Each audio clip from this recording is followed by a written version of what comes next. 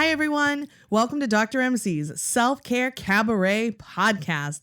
I'm Teresa Melito-Conners, a doctoral level educational administrator and mental health practitioner focused on helping you, our world's helpers. Every day, we have a choice to prioritize our well-being, to incorporate reflection, recovery, renewal, and resilience strategies into our lives. However, those of us who step up and serve our communities in healthcare, education, nonprofit spaces, and more can struggle with putting ourselves first. I've seen this firsthand, and it's a challenge. Enter Dr. MC's Self-Care Cabaret podcast. Here, we have real, intimate conversations with leading experts passionate about accessible, sustainable self-care in its 10 domains. It's all about the hard work we can take on together to find our spotlight. Before chatting with today's guest, I want to talk about a recent presentation to a fabulous group of helping professionals on the topic of self-care. We were talking about intention and how when you focus on something negative, let's say, you actually attract more negativity into your life. So a couple ways that I like to think about this, and one of the things that I said to this group of professionals, and it really resonated with them, was the following. Energy flows where attention goes. I'm going to say that again. Energy flows where attention goes. So again, if you focus on that negative, you are going to attract more of that. And it reminds me also of one of my favorite mindfulness practices, the what went well. Ask yourself every day, even in the most chaotic, stressed out, fast-paced environments we find ourselves in, you can almost always find something that went well. I want you to take a pause right now and just think to yourself, what went well today? So what went well?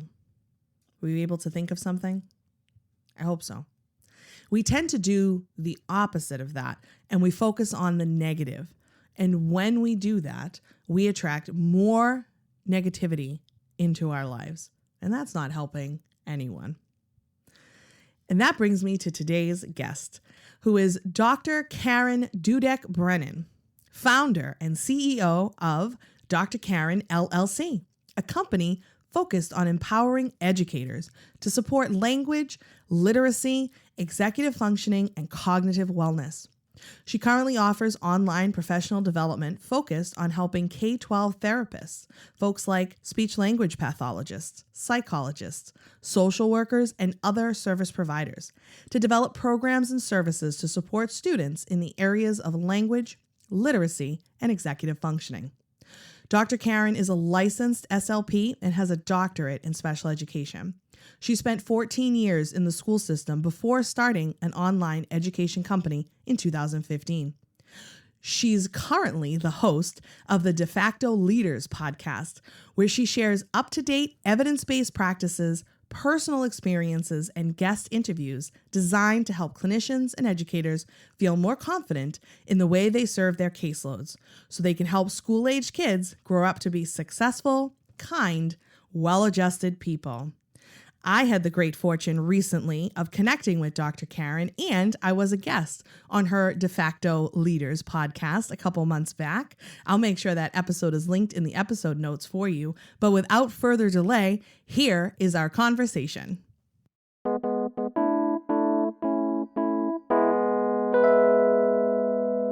Thanks, Dr. Karen, for coming to hang out with us this afternoon. Thank you so much for having me. I'm excited to be here. Yeah, thank you. So let's dive right in. If you've listened to any of my other episodes, I love to start with this question. How do you like to practice self-care? My favorite way to practice self-care is through systems, which sounds a little bit backwards and not super sexy, but that has been one of the most powerful things that I have found that's been helpful in not just doing self-care, but actually making sure that I do the traditional self-care type of things. All right. So tell me more. So what might that look like? Well, I have found that, and this is kind of an interesting backstory that I was just thinking about earlier today as I was thinking about what I would talk about, with you. I don't know if you are familiar with Tim Urban or if you've listened to his TED Talk. Oh, I don't think so. So it's called Inside the Mind of a Master Procrastinator. I highly recommend watching it if you haven't. And also he has in one of Tim Ferriss's books, I think it's Tribe of Mentors. He's one of the people that is featured in there. And he talks about how he is a person that really resists structure and boundaries, but actually really needs them. And so he was saying that one of the things that he noticed when he went the self-employed route, because he's a blogger and he does all kinds of work.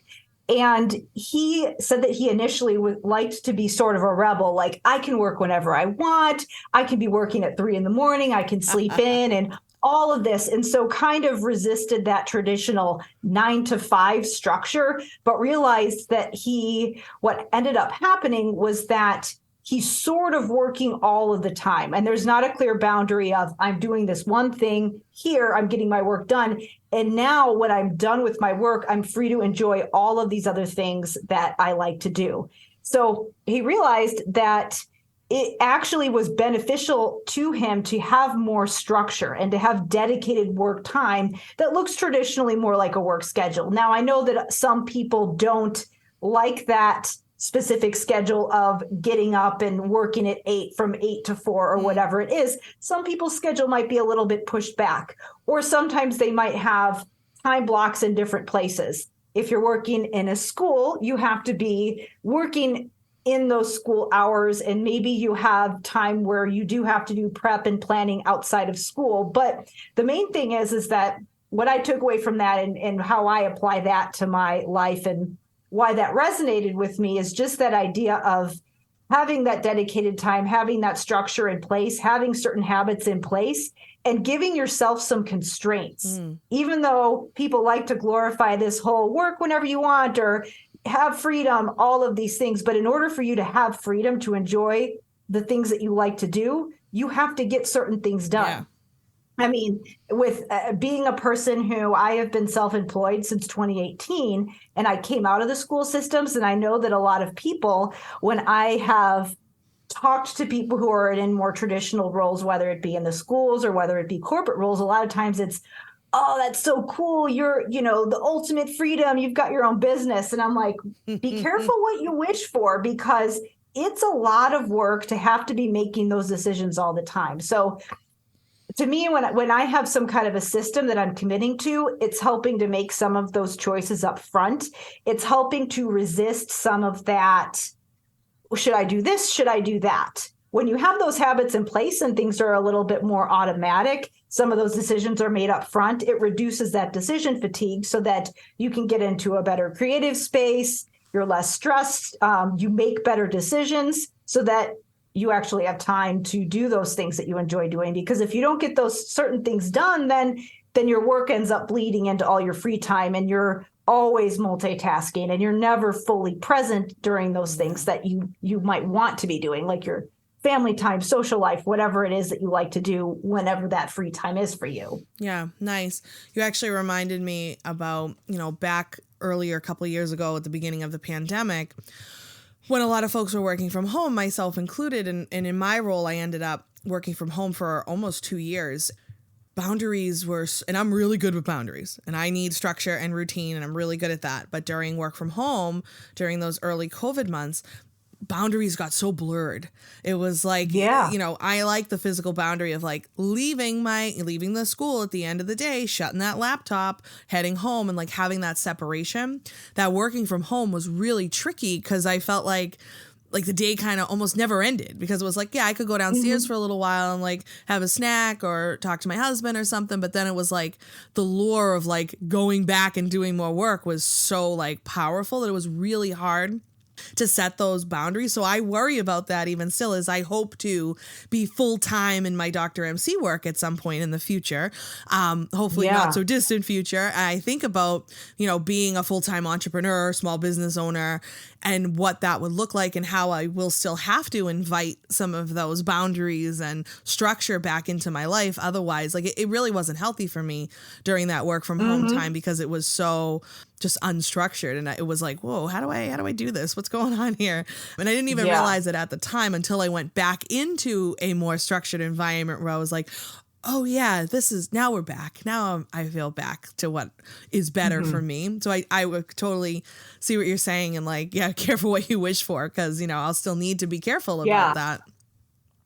And you don't always realize, sometimes it's a gradual process where you don't realize how burnt out you are. It can really creep up on you. And this is something else that I have noticed with self-care, where I have to be very careful being self-employed because so many decisions are up to me. There are times when you may, if you had a team or a boss or somebody making a certain decision for you.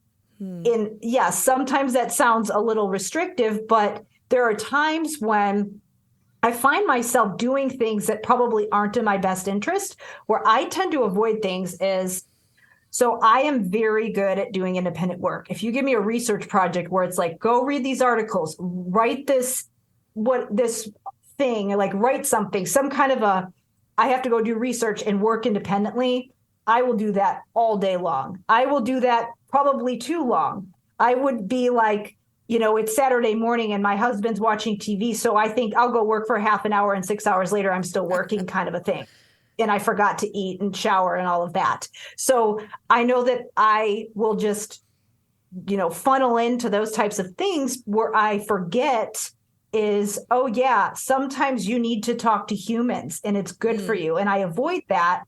So I sometimes will avoid the things that make me feel better just because there's a little bit of you have to put this thing down and go over here. And this thing is comfortable. It doesn't necessarily mean that it's filling my bucket and making me feel good. And I remember somebody that I went to a conference right after the pandemic where it was just when we were starting to be able to get out and do things again. So it was like, okay, we're safe. We can do an in-person conference. And I remember the person who was putting it on said, you know what? I thought I was fine. I thought I can do this. Like, I'm fulfilled, at home. And then she went out to this conference and she's talking to people in person and just feels totally recharged and didn't even realize how much she was lacking that. And so sometimes that's another thing where I have to be very careful with the self-care and with the systems and making sure that I'm blocking out time for specific things that I tend to avoid. And that's something that I'm working on now, is just that connection and networking piece, because I do know that it's something that I tend to avoid when I get stressed or busy or fall back into my routines. And so that's another thing where why I think the structure is very important, because a lot of times we might do things that we think are self-care or that we think are fun brain break type of activities, but they're really just sort of immediate gratification, quick dopamine boost kind of things that aren't really going to give us the feeling of satisfaction in the long run. They're just easy and accessible. And that's why we're picking them, because the things that are going to be good for us just require a little bit more effort. That's a good point. You made me think of shopping. That add to cart sometimes feels really good in the moment. Get that dopamine spike, and then you're like, that didn't last long. Yeah. Oh, goodness. Yeah. So can you talk a little bit, just describe a little bit more about the work that you do in Dr. Karen LLC? Yes. So, that's another thing where I made a lot of changes this past year in just what I'm focusing on. Initially, again, I started as a school speech pathologist, did that for 14 years, was working on my doctorate in special ed, and wanted to do something in school administration, maybe be a curriculum director or special ed director, but ended up doing my business instead, just because of family reasons. Didn't make sense for me to relocate, which would have been the case if I had to, if I took a school administrator position or if I did higher ed, which was the other option I was considering. So started off in the language and literacy space, which I still offer that. I still have programs for mostly speech pathologists, but really those people who are working with supplemental interventions for language and literacy in the schools. But really what I've been working on this past year is helping those people who are primarily in those related service provider roles. So speech pathologists, social workers, psychologists, counselors, any of those other interventionists or therapists that are working in the school setting, helping them to be better leaders and feel more empowered in their work. And the thing that I'm working on right now is really having this initiative where they take on a leadership role with getting executive functioning support in place for their buildings, because that's a common area where when you look at a lot of the things that are going on in schools that are causing teachers to struggle, that are the things that the school administrators are concerned about, the things that the therapists are concerned about. When you look at a lot of the things that are going on when it comes to mental health, with students having anxiety, with some of the behaviors that come up in the classroom, with the academic skills that we want students to build in order for them to be independent when they get to the end of high school, a lot of it can tie back to executive functioning. And the reason that this tied into self-care initially for me was because a lot of those therapists get very burnt out in their roles, and they go to those traditional self-care type of things, like, again, the wine and bubble bath, or go for a walk after school, or call a friend, or all of those things that are good things to be doing. But what I found is a lot of times people will still feel like, okay, I went and I took a break, but then I still have this to go back to on Monday. It's like a one and I still done. have this.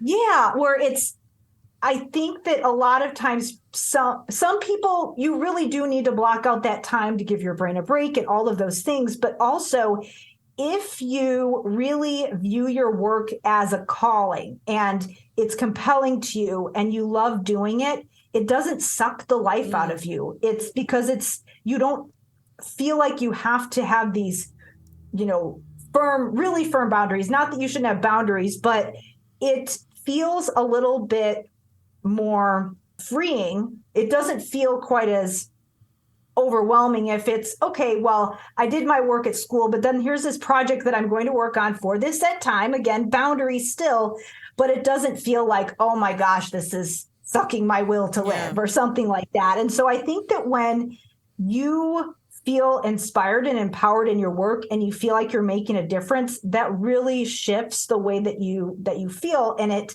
makes you less likely to burn out. And that's one of the things where I think that sometimes people will see self-care as a Band-Aid, where a lot of times there's these other structural things that need to be in place that are really causing you to have to feel like, oh, I need this work-life balance. And of course we need that, but we also can't just feel like we're not making any difference in the work that we're doing. And I think that part of the reason that people do burn out is because they feel like they're not doing anything.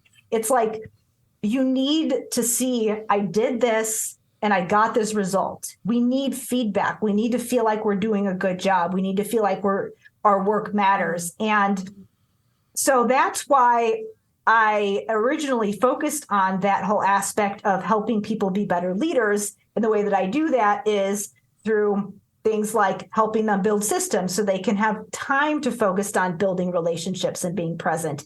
And then the executive functioning piece is that is something where people can focus on a specific initiative that is going to make a difference in their students. It just makes sense for that to be something that is lumped into all those leadership initiatives that somebody who is in one of those positions would want to hang their hat on, so that they can be seen as a valued resource in their building. Yeah.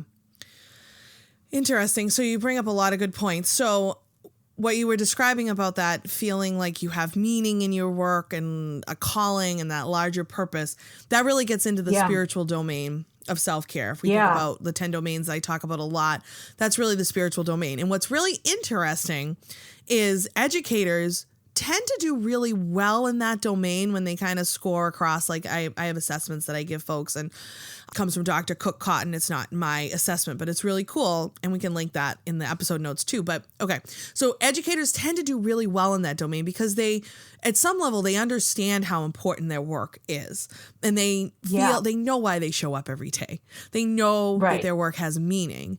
Yet, if we know that, yet the burnout rates and the retention rates and everything else, like, doesn't align with that. So like, what's the missing piece? Is it more that sense of belonging, that feedback, that support that they feel that they're lacking? What do you think? If you're talking about the related service providers, for sure, it's the feeling of belonging, because those services get very siloed off. I remember that when I was in the schools, you just feel like, okay, here's the third grade teachers and they have their little meeting that they do every week. And here's the reading teachers and they do their little meeting. And I'm here by myself in my office. And there's also something interesting that happens. I'm guessing this happens to other related service providers as well. It for sure happens to the speech pathologists, where when the parents, it's like, it's Valentine's Day or it's Christmas or it's whatever thing that you're celebrating, depending on what holidays you celebrate, if you celebrate holidays, where it's, we're going to give the parents will give stuff to the teachers, and how many people will forget about the speech people. Yeah. Now, I will say some parents, if they're a parent who has a child who has a big team of providers, they're usually pretty good about it, because they're like, oh yeah, I have to think about all the people that are supporting my child.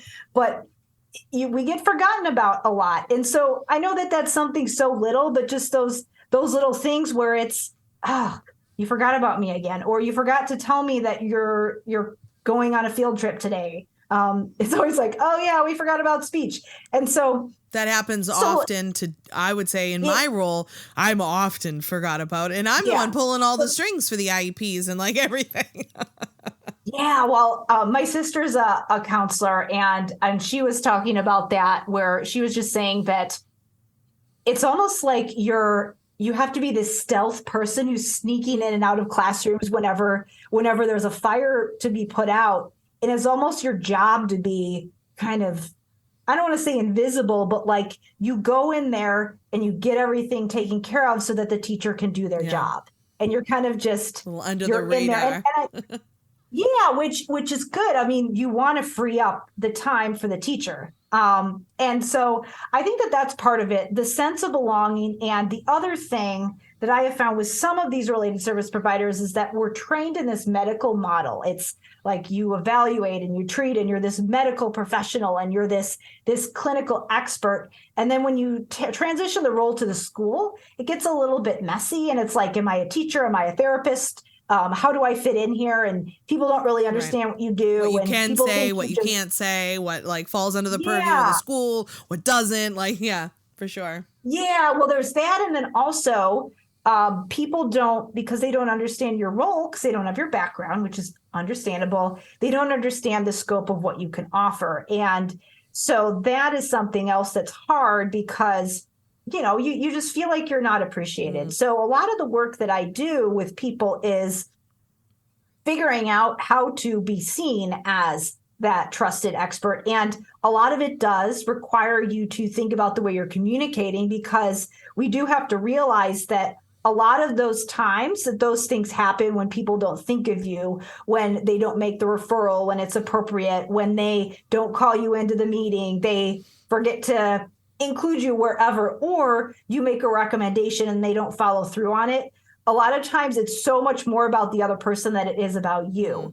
And so that's why there are things that you can do to change the way that you're communicating. But where I usually start with people is getting their systems in place so that they can have the bandwidth. Because a lot of times, I mean, when you are in a clinical area, you do need to have your protocols down solid as far as like, what are the basics of my role? And then it's, okay, what is my process throughout the day so that I have time to even think about how am I going to form a relationship with this teacher or whoever it is.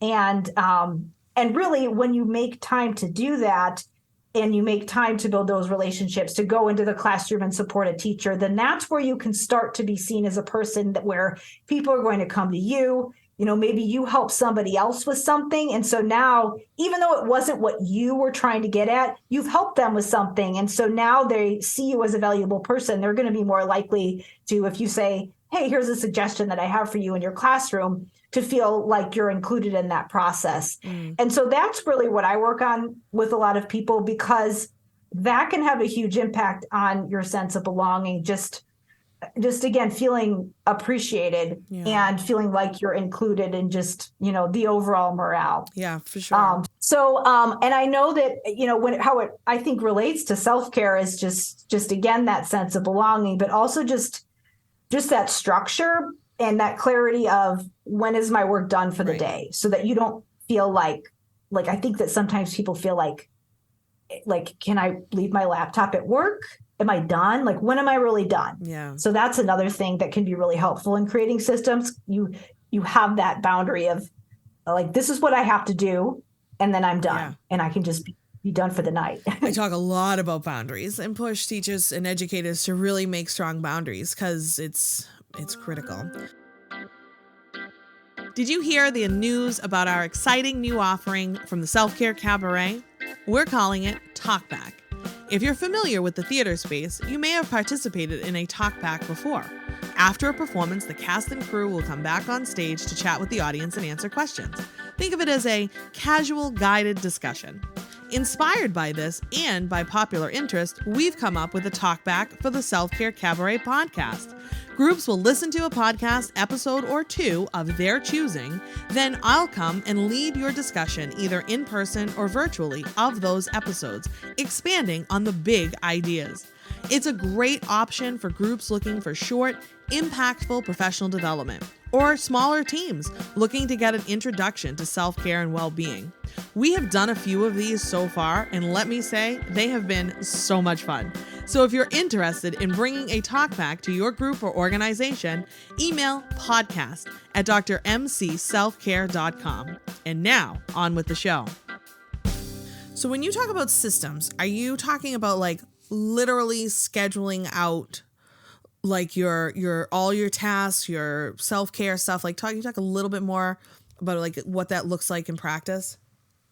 Yeah, so I actually came up with this. So I did it sort of intuitively on my own. And for a while, I was doing some consulting work with doctoral candidates who were finishing their dissertations. So obviously, you're familiar with what that's like. Yeah.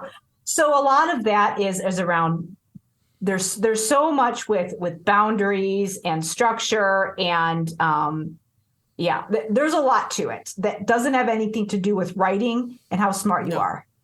Tons of executive functioning. Again, you have to plan a huge project out. You have to be able to coordinate people and communicate and understand how you're coming across to people, all of those things. But what I did was, again, for me, it was an 18-month project. So I had to figure out what's my end goal. And then I had to chunk it out I did it in quarters, where I had to figure out what I was doing each quarter. And so I call it my master planning process. And that's what I teach people to do. And I teach them to start with the end goal in mind of what they're trying to accomplish, and then figure out what they need to do in each 90-day block. So if you're thinking about it in terms of a year, it would be quarters. So Q1, Q2, et cetera. But it's really hard. You do have to block out time in advance when you're thinking about something like that. But it's really hard to know what you're doing in Q4 when you haven't even gotten through Q1. And from a motivation standpoint, it's really hard for you to motivate yourself to think very specifically about what am I doing this day, when it's months away. So what I show people how to do is get kind of a broad overview of what they're doing each quarter, and then how immediate it is going to be going to dictate how specific you are. So for example, you're going to be the most specific about the current 90 days. That's a good chunk where we can figure out what we're doing within that next 90 days. And then, you've got what you're doing each month, and then the to-do list comes in the next 2 weeks. And so that way, when you think about what do I need to do today, you've already thought about where you're going long term. And what this does for people is that a lot of times what people will do in the school systems is that you're very much caught in the urgent, immediate, put out the fires. And there might be something that if you put this in place, it's going to have a huge impact on the way that you serve your students, the relationships that you have with your colleagues, and the results that you get. And then also, it's going to trickle down to what you're doing in your therapy, because if you have put something in place where you've trained all these other people to do certain things and support students in a certain way, that's going to actually cut down the amount of work that you have to do when it actually gets to your therapy session. So it's going to impact that, but it's really hard to get ahead of that because you're always so busy. Yeah. So the reason that I have people start with the master plan and work backwards is that you do have a to-do list in the immediate 2 weeks. And then you put your things that you have to do, like your daily routines that you have to do, your appointments that you have that day, and then you block out. And what I tell people to do first is whatever your long-term plan is, you put that in there first, and then you fit all the other stuff around it. So you have cushion for something comes up, you get sick, you can't work on it. Well, you can just shift it around because it was already there in your schedule. Yeah.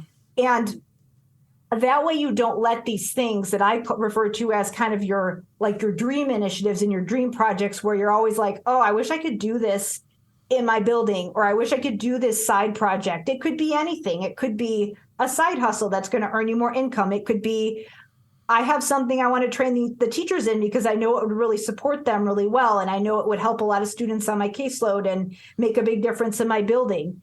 It could be, again, what it was for me was I'm going to do my doctoral dissertation while I'm working full time in the schools because I don't want to be, ABD a lot of people. Yeah, a lot of people don't ever finish. For folks that don't know, that's all but dissertation. So you literally do all the coursework, but just don't cross the finish line and don't do the dissertation. I don't mean to diminish that the dissertation isn't very challenging, but it's to get to that point and then stay ABD is oh my goodness. I can't tell you the stories that I've heard. We could have a whole different podcast episode on that. It's devastating, but when you're in the thick of it, I remember in my program, it was 40% of people finished. So there was a 60% ABD rate. And I thought that is insane. And then I got into it and thought, oh, okay, this is why. I don't think my program, I don't remember what the completion rate is, but it wasn't much better. And then I remember they gave us 7 years, and I remember being this cannot take me 7 years. And I managed to do it in a very condensed, almost unheard of period of time, which just goes to show you how insane I probably was during that time period while working full time and, trying to have some semblance of a life. I didn't see a lot of people other than my husband and my mother for 3 years.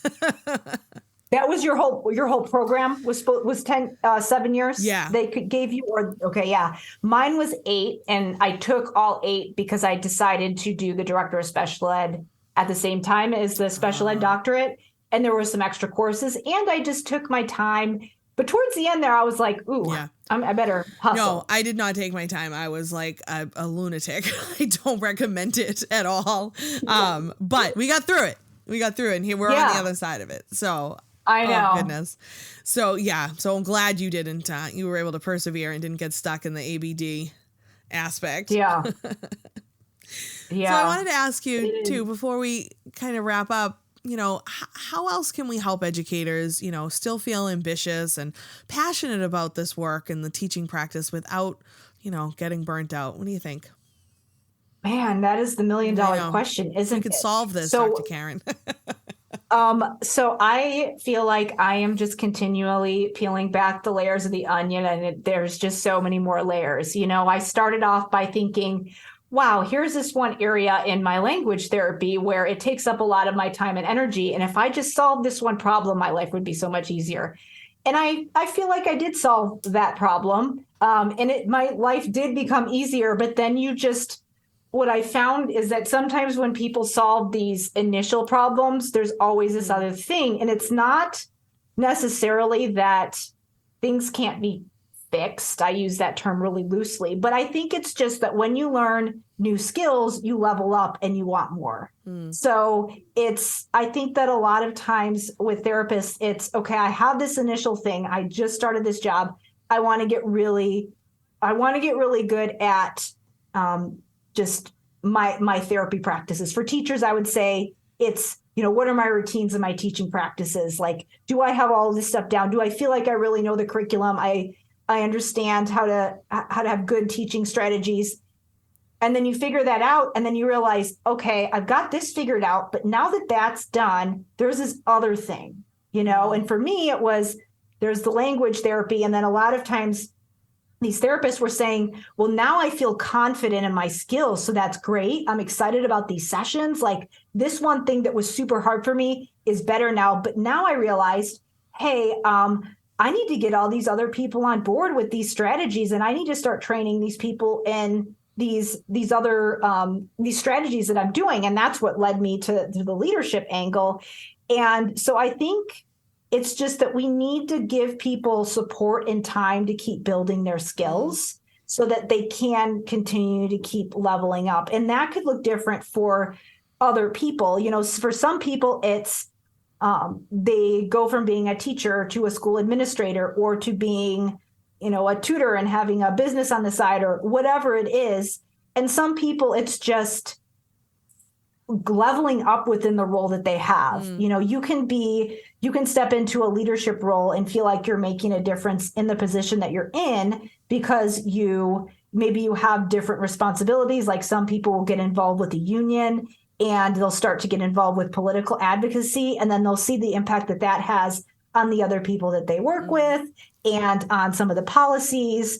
Or maybe they realize that they want to get involved in community programs because they realize that that's something that's lacking in their community. So whatever it is, or if it's just that they start to be seen as that go-to person in their building that trains other people on certain things. And people just, like, some people just enjoy doing all of those things. I was a person when I was in the schools, I don't know if I just need constant stimulation and get bored really easily, but I was always working on some additional project. And that's what I mean when I say those dream projects. Like, there's this different way that you can do your speech therapy schedule, and I wanted to try it. And I thought, oh, wow, this would be really cool to try. Let me just reach out to somebody who's done it before and come up with this whole plan and go to my administrator and say, hey, I'm thinking about trying this. What do you think? And just do it. It required some planning in advance, but it kind of made me feel rejuvenated in my current role, even though I was still in the same position that I was before. So I think just giving them the opportunity to do that so that they can continue to feel recharged. It doesn't feel stale. It feels like they're continuing to level up and get better in their skill set. And I think that does come down to, there's so many different things. The administrators need to know what training they need. They need to know how to help them to build systems and ways to communicate so that people don't feel siloed off, so that they have time. For example, different IEP team members, they have time to talk to each other so they can collaborate and feel more connected. It's so hard. Yeah, there's so many different things. We just had, it sort of ties in my town, they just voted on this referendum, which increased our taxes. But it was, if it didn't pass, they were going to cut funding for all of these extra programs, like anything extra that wasn't core curriculum. Awesome. On the chopping block, all junior high sports, all freshman sports. I mean, imagine how devastating that would be for your student population. So just, it passed. So we're good. They still get to keep all but then in another couple of years, they'll be back again. Yeah.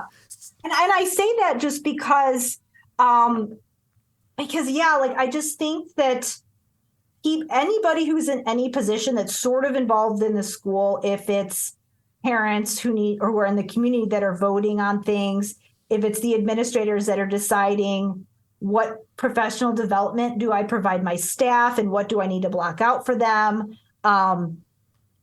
Yeah, I mean, they need resources and time to do their jobs well is really what it comes down to.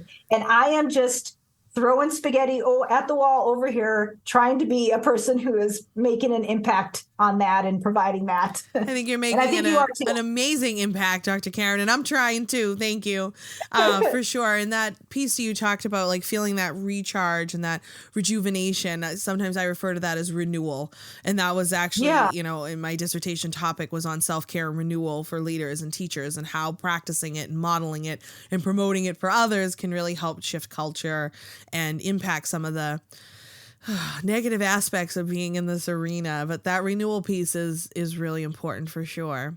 So you've given us so much to think about. Thank you so much. Wondering, if you want to let folks know how to contact you or follow you and whatnot, and how they can do that. Okay. Well, I would say the first place that you can go is you can check out my podcast. It's called De Facto Leaders. It's on the B Podcast Network, which has a number of different school leader podcasts and people in education. So to find episodes, you can go to my website at drkarendudek-brannan.com/blog. So that's just DR, not the whole word. And then also, I do have a program for related service providers where I teach them a whole framework for getting executive functioning support in place in their districts. It's called the School of Clinical Leadership. So I go through a lot of the things that I shared today. So the whole idea of creating your systems so that you can have time to build those relationships. But I also teach specific strategies for executive functioning so that people know, what am I training these other people in? What needs to be in place? Yeah, awesome. Really, you do need the systems and the productivity and the leadership angle in conjunction with that, because that's something where it really does need to be a team effort. So to learn more about that program, you can go to drkarendudek-brannan.com/clinical leadership. Awesome. Well, we'll make sure those are linked in the episode notes. And what's your social media handle? Because I know you're very active on Instagram. So at Instagram, it's at Dr. Karen Speech Language. Awesome. And then I have, my Facebook page is just Dr. Karen Speech and Language. Perfect. And you know what? I've recently been more active on LinkedIn. So connect with me on LinkedIn. Me too. I think, are we connected on LinkedIn? I think we are. We are. Yes. Very exciting. My new favorite social media. I'm on the other ones, but it's different on LinkedIn. LinkedIn is cool. I really like it. LinkedIn is pretty cool. Connect with me. Awesome. Anyone who's listening. Well, we'll make sure that folks know where to find you. And of course, they can reach out in any of those ways. But thank you so much for hanging out with us and giving us so much to think about and share with us today. Thanks for having me.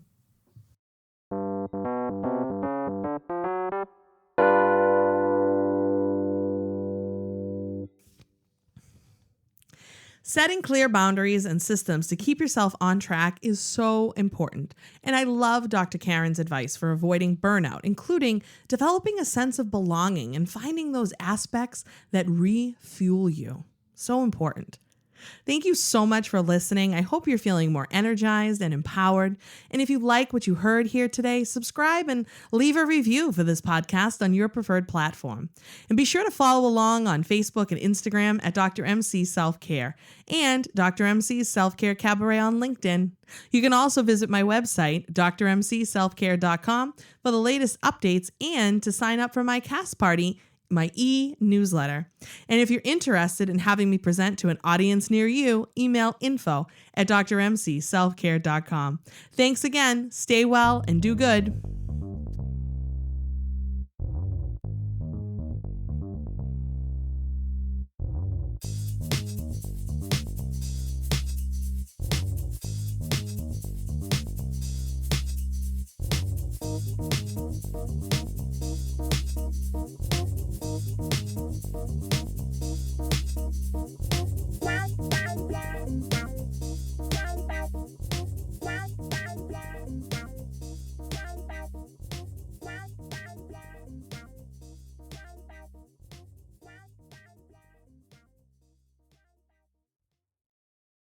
Do what? In 10 seconds or less. What's a speech pathologist for people who don't know the term? Ooh. Oh, ooh, All right. good one. Ready? So a speech language pathologist. Oh my gosh. It's like I didn't expect to answer this question. So what speech pathologists have a wide scope. So we treat both children and adults who have some type of communication disorder or swallowing disorder. So if you are a speech pathologist working in the schools, you might work with students who have ADHD, autism, learning disabilities. And as far as the specific skills that we work on, we might work on kids who have a hard time pronouncing different sounds, kids who have a hard time processing language and learning different language concepts, understanding linguistic skills, understanding different academic concepts. Let's see, we work with stuttering, voice disorders, and then also if you're working with adults, sometimes people who have had strokes or traumatic brain injuries, they may need rehab for different cognitive skills like, let's see, people with aphasia, so people who have had a stroke and have lost their ability to speak, or even people who have a hard time eating and swallowing due to either a developmental disorder or because they had some kind of an illness or an injury. So lots of different things. I haven't even covered everything. I think I got the main ones. That was good, and that was much better than I could have done. Because I obviously work with the speech folks in my district and whatnot, and it's funny because like with speech, people just automatically assume it's like just like articulation. But it's like, it's so much more than that. It's like same thing with OT, like the OT folks, you know, they get kind of annoyed. They're like, totally. It's not just handwriting. I'm not just teaching. Like, it's not what it is. I know. It's like, I've thought about it. Like all the different related service providers, like what's the most annoying thing that they think about you? Like counselor. Oh, you're just the person that figures out their classes. Yeah. Speech pathologist. You're the person that works on R. School psychologist. You're the person that does the testing. Yep.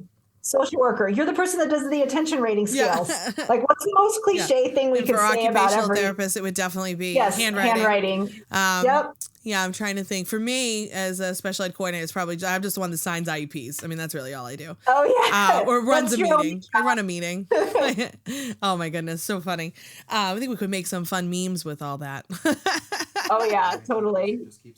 Well, and my husband is an IT person. He just keeps the Chromebooks plugged in. That's all he does. Well, you know what? Every single one of those people needs an IT person. That is very point, true. So that might be the most important one. In demand. My goodness. Well, thank you so much.